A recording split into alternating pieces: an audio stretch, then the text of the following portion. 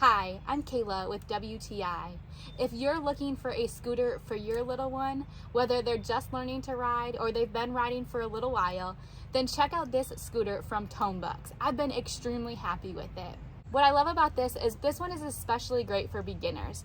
We got this for our 4-year-old who is just learning how to ride a scooter.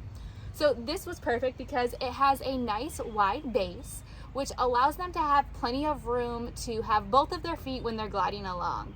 I also like that this one didn't have a handbrake, but it has a rear pedal brake. So all he has to do is apply a little bit of pressure and his scooter stops right away. This one is really great because it really helps them to learn balance as well. They turn the scooter by shifting their weight and holding the handles, and the scooter then just gently turns with them. It says it's perfect for kids 3 to 8, and I truly believe that this will be able to last him until he's 8 years old because it does grow with him. That was a requirement. I love that this scooter has an adjustable handle that as he grows, it continues to grow with him, so he'll be able to use it for those years to come. Of course, one of our favorite features is the light up wheels. What's really great about this scooter is it's convenient for on the go as well.